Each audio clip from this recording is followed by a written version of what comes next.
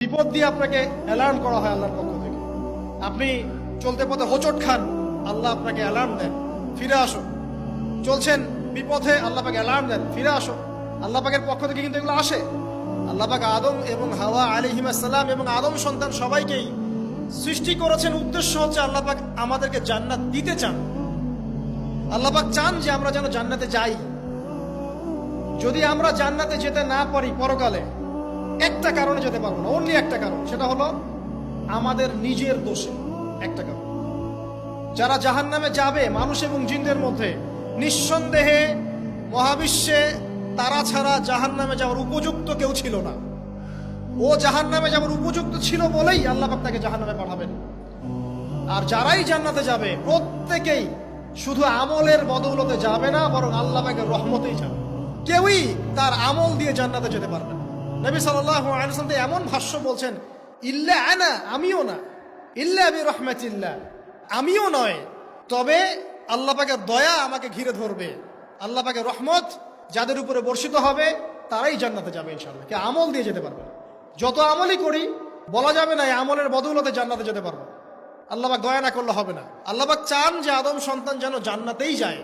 এই কারণেই সৃষ্টি করা, এই কারণেই আপনার ওহীভিত্তিক গ্রন্থগুলো পাঠানো, এই কারণে নবী রাসূল পাঠানো, আলেম ওলামা সৃষ্টি করা, মানুষকে সতর্ক করা, হায়াত দেয়া, বারংবার জীবনে চলতে ফিরতে আপনাকে অ্যালার্ম করা হয়, আল্লাহর পথে ফিরে আসেন, আল্লাহর পথে ফিরে আসেন।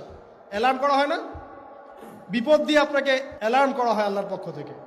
আপনি চলতে পথে হোঁচট খান, আল্লাহ আপনাকে অ্যালার্ম দেন, ফিরে আসো।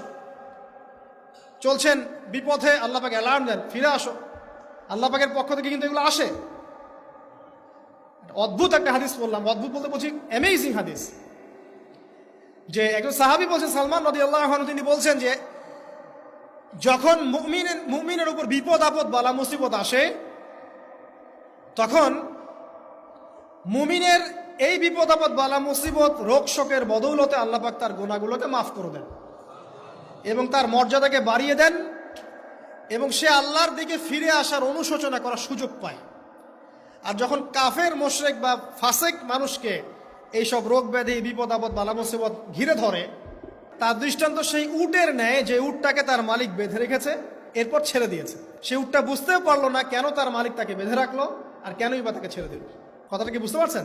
যারা আল্লাহ দ্রোহী, তাদের উপর যখন বিপদ আপদ বালা মুসিবত আসতে থাকে, তারা বুঝে না যে কি জন্য আসলো আর কেন চলে গেল। কিন্তু মুমিন ব্যক্তি যারা মুসলিম, আল্লাহর অনুগত, তাদের বিষয়টা হচ্ছে এমন, বিপদ আপদ বালা মুসিবত রোগ ব্যাধি তাদেরকে আল্লাহর দিকে ফিরিয়ে নিয়ে আসবে। দেখুন, এই যে পৃথিবীতে নামিয়ে দেয়া, এরপর আল্লাহর পক্ষ থেকে ঐশী গ্রন্থগুলো পাঠানো,